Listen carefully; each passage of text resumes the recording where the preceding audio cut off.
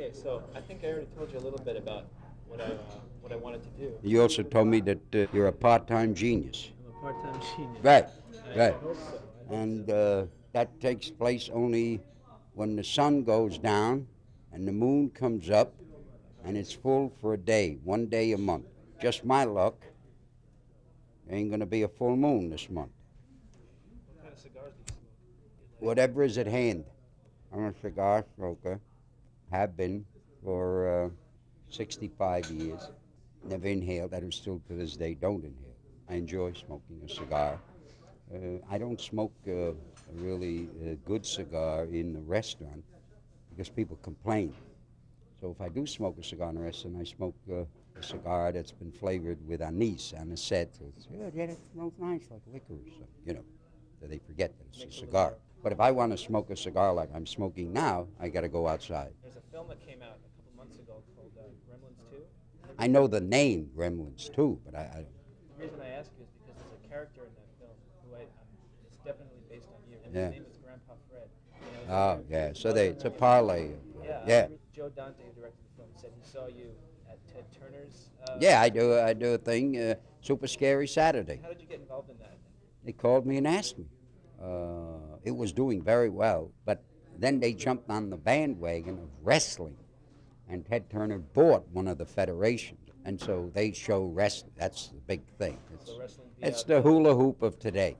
Also, you had a 1-900 phone number for a while. Yeah, I still have that. He Just, said, would you like to do it? And I said, as long as it's not damaging to the image and the character and it's not insulting and it's not a scam I said, sure, I'll do it. And so I did it. it seems like you've been really aware of how children react to your character. Well, not in a sense of, I'm not aware in a sense of exploiting and saying, I mean, I didn't create the 900 number, somebody else did. I didn't create the Super Scary Saturday, somebody else did. I'm aware of the fact that I have enormous entree to children because of the show. That most certainly I'm aware of. Did you have a PhD in child psychology? Is Right, that true? right. I was in show business at a very early age, at the age of 12, and I just simply maintained getting an education. Well, I started performing at the age of 12. I worked in a circus. I did all kinds of odd jobs, and I wanted to become a clown. Then I became a clown. Then I taught myself how to work a slack wire. I taught myself how to ride a trick unicycle. Taught myself how to play a musical saw. Taught myself how to tap. I went from circus to carnival to vaudeville to burlesque. I had a medicine show. I sold medicine, patent medicine that I made myself. I went and sold patent medicine, stepladder and American flag. Basically herbs, a little alcohol, exactly what you spend $8 for over the counter in a drugstore today. No pharmacist in America who can sell like I can. I went into radio. I did 18 years of radio. Somebody says, gee, he can talk. And I did. I worked radio. I started WGN in Chicago. I found myself in Chicago. And somebody said, why do you use your voice? You do this character. And another job led to another job. I went to WLW in Detroit, and then I came to New York and did radio for many years. This is when there was no television. It was the heyday of radio. The natural drift. I mean, I can't starve. What am I going to do? I have to eat. I got to pay rent. No, I did different voices. Play tough guys. Play a butler, English, German. Whatever the script calls for. That's what you do. You did them live. There were shows that ran for 20 years. God, one man's family that came out of San Francisco. Jack Armstrong, the all-American boy, we the Piper Hudson High boys, throw them out east end, rah, rah, rah. Little Orphan Annie, dee-da-da-da-da-da-dum, la-dee-da-da-da-da-da-dum. Then all the afternoon soaps, and Procter & Gamble, Oxygal, all those, Bob Perkins. And if somebody thinks you're good, you work on it. I worked on the Mercury Theater with Wells, Orson Welles. And I was not a member of a stock company like Joe Cotton was, Agnes Moorehead, Tim Collins, Everett Sloan, but I did parts. And live television came along, and I did that. You do what has to be done. And I started in 1922, 68 years ago. So what was working in burlesque like? I did comedy, sketches. And in those days, we used to call them blackouts. It's like what dopey half-hour televisions combined, same thing. Did you have a partner that you regularly worked with? Or did No, I didn't. There weren't that many.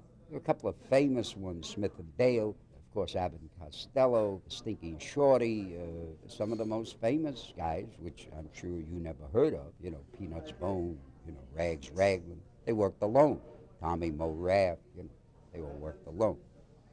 And they were like the focal point in the sketch. They would do, in that blackout, they would do the lead. And what it was it would be a movie, and then the show would start. And the show would consist of a number of sketches that well-known comics are in. In between them, there might be a tenor singing, and then there would be in between them a stripper, then a sketch, then another stripper, and the whole business about censorship and that it was immoral and stuff like that. And when enough dunderheads get together we got to do something about this, So they passed a law. Matter of fact, in New York City, Mayor LaGuardia was the mayor. I think it was 1939, and they outlawed burlesque. They thought it was immoral. I was never a person to, sit by the phone waiting for it to ring, By the time it rings, the electricity is turned off, or I've gone stone deaf. So if it does ring, it'll be of no use to me. You do what has to be done. That's no great. I don't have to be an Einstein. He understood it very well. Do what has to be done. That's it. Live television. First, the early years was live television, and somebody said, "Gee, he don't look so bad." All right, so let's put him in front of a camera. And he can do comedy. Okay, so let's give him some funny lines. I mean, that's how the dope system works. They don't know that I did comedy in burlesque, and for all those years, and worked as a clown. And I saw him in this, and oh yeah, okay, so we do. And then in the early days of live television, I did villains, gangsters, Jack the Rippers, and all that. And then somebody said, "No, wait a minute, I remember." I said, "Well, yeah, now we can do comedy." It's like they suddenly discover that you have 2 arms, 2 legs, and 2 eyes. Yeah, but I've had them all my life. Forget it. What can I tell you? There's no business like show business. Were you affected by the blacklist at that time at all? No. Any of your contemporaries? Or certainly your contemporaries? All those that are listed in all the books. I mean, I knew these guys. I worked with them. I was never blacklisted. No. I mean, not that I was aware. Let's say may have been a period of 4 or 5 months I didn't get a job.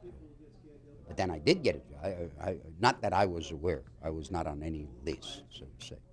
I did, before Car 54, I did 300-odd television shows in New York.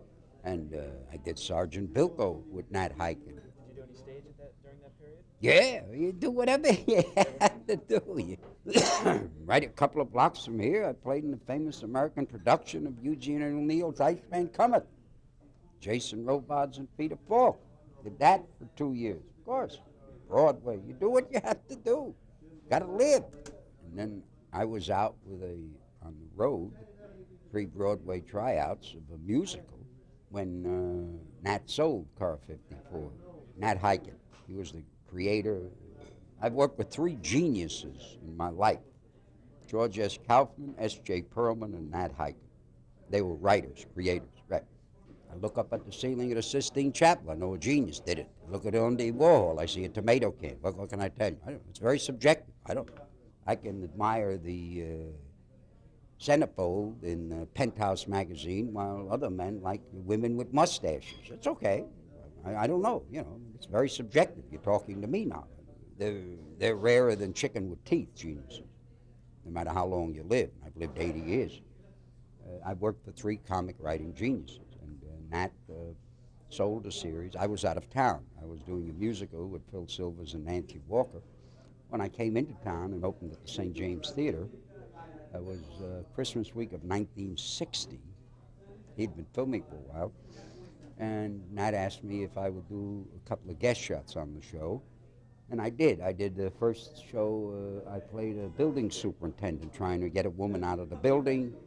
And then about 2 weeks later, I did another guest shot of my brother-in-law and I had a body shop, and he talks me into painting cars, and I don't know that they're stolen. The rain washes off the paint or something. And the reaction to my appearances, both by the audience and especially by P&G, who was at that time the sole sponsor, that you got to get that guy. So Nat asked me if I could do both, if I could film the show. And the show was filmed in the Bronx, Biograph Studios, which doesn't exist anymore. Obligingly, the natives burned it down. I was doing the show televising during the day and have a cab waiting for me and then hike me down 45th Street to the St. James Theater and do the show at night. And I did that for 2 years that it ran. Then I did guest shots here and there, and one day a telephone rang and said, "Hi, this is Jerry Henshaw here at the new creative department at Universal Studios, and we're doing a pilot for a new series. Would you be interested?" I said, "Well, I don't know anything about it. Be kind enough to send me a couple of scripts." And, "No problem." The following day, a doorman in my building said, "Mr. Lewis, a package for you," and I looked at them. They made a deal, and that Sunday I flew out. I spent all day Monday, Fred and I, about 6 hours, testing different kinds of makeup. And we didn't do a whole pilot. Actually, we did a little presentation. I had an opening shot of the house with the wind blowing and all that. And then they did, I would say, maybe 2.5 minutes in the house with Fred, Joan Marshall. Yvonne was not in it. They replaced the lady, Joan Marshall.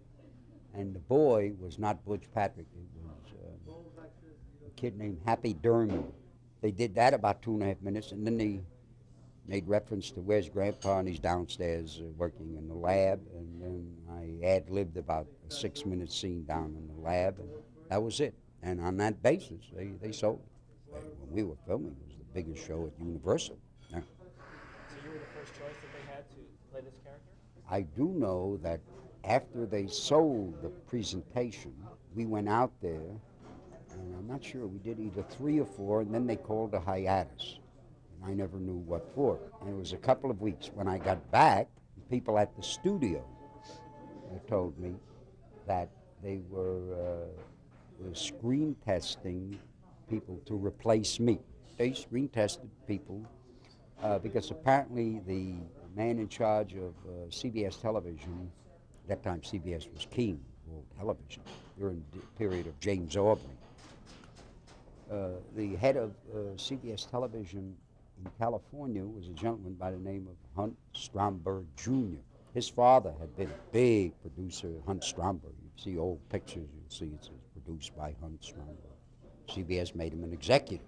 I only met the gentleman once, but I heard that he objected to the way the character was played, and in very derogatory terms. And so they called us hiatus, and I don't know whether New York overruled him, or they said, let him have his way and we'll screen test other people so he won't think we're disregarded. I don't know. It's all guesswork, and I don't really care. His objections were that I played it to use words, and again, I don't know if he said it, so I don't want to defame the man, but I'd heard that he had said that I don't want a candy store Fagin on my network. Whether he said it, I have no way of knowing. There's absolutely no way of knowing. Certainly if he had said it to me, he would not only not have been head of CBS Television West Coast, but he would be in Forest Lawn Cemetery. I know that they screen tested because a number of technicians told me, and then my makeup man said he had to make up people, and that was it. I never heard anything again. Then we started filming. The rest is history. I've heard of, hey, this is life. I mean, there are people who don't like Jews, Italians, blacks, Chinese. It's America. America, America, God shed his grace on thee, and fuck you too. But I mean, hey, it happens every day. What's the big deal? Maybe I didn't get a job, but I would not know. You know what I mean? Yeah, he's pretty good. Yeah, I don't know, but he looks too Jewish. He's too tall, too fat. He's too loud. He's too opinionated. He smokes smelly cigars. Who knows? Who the hell knows? Yeah, I'm not privy. I'm not in the room when the guy makes that decision. You never know, and I don't think about that because I have philosophy, and I've expressed it many a time to them. I've done a lot of Broadway shows, off-Broadway shows. I've gotten jobs, but I've not gotten many, many more, like every performer, right? I say the same thing to all of them. I wish you a lot of luck, but I have to tell you, It's your loss, not mine. And these are not words to me. I believe it. So it doesn't matter to me. Don't matter. What did I lose? A life, a career? Bullshit. A job? I get another job. Ain't no big deal. No big deal. The series lasted for two seasons. So, well, we did a lot of after. We did a special Easter show down at Marineland. Then we did a movie for movies. Fred and I came to New York and toured the theaters, did that. And then they did a movie for television. That was in '81. After the Munsters, I did a whole bunch of guest shots. And then I had an opportunity. It was hot. And I went and I did theater work for about 7, 8 years. Traveled all over the country, working dinner theater. Yeah, all over the country. California, Norfolk, Virginia, Florida, all over. Worked in front of a live audience. And I've done it before. It's no big deal. Do what has to be done. I love doing it. So I do it. And somebody, while I was doing that, would say, would you do a television show? I do a television show. I mean, that's what I am. I'm a performer. I've been that all my life. Yeah, I was living in L.A., and then I moved to the Bay Area and lived in Alameda for a couple of years. And then I came back east because my girlfriend was going to appear at the Theater West up in Springfield, Massachusetts, and I was doing something for CBC. And when we both finished, we decided to have an apartment in New York to stay. And I had some ideas, and I sprouted them to a couple of people. I wound up with 2 partners in here, and I got 2 comedy clubs, and I own a factory that manufactures pasta. I still work, you know, I'm married to the mob. I leave Thursday. I got to go to Toronto. Orion Pictures is doing a full-length feature of Car 54. Part of the plot is I'm retiring from the police force, but I don't know how they're going to counter that with the 2 actors that are playing Tootie and Muldoon, like 40 years younger than me. I don't know. I don't get involved in anything that I do not have the reins of the horse in my hand. There's nothing I can do about it. I don't get involved. I'm involved with doing that role, portraying it the best, most creative, dynamic, passionate way that I can. Well, I don't pursue roles. Number one, I'm 80 years old. Number 2, I probably have about 1.5 tons of money. And I'm very independent, very ornery, and very talented. So I'm not pursuing. I get enough that satisfies me. And I turn some down.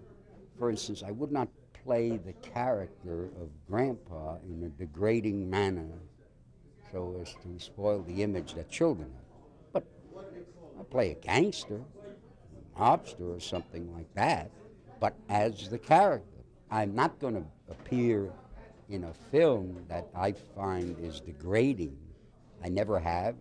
I'm not going to start at 80. I just won't do it. And I don't have to do it. I find that for the past 60 years, they need me. I don't need them. And this, I was able to say to myself when all I was doing was living in a furnished room trying to pay $7 a week rent. See, I still believe that. And that was my fortitude and my spine. I don't need them. They need me.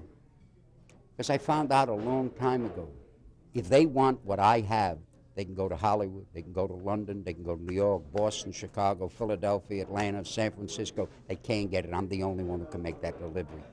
And if they don't want what I have, what would pursuing do? What would pleading do? What would begging do? They'd kick your ass. Wouldn't help. Why did you decide to open an Italian restaurant instead of That was I've always been a very meticulous eater, what I eat. And I'm probably 90% vegetarian.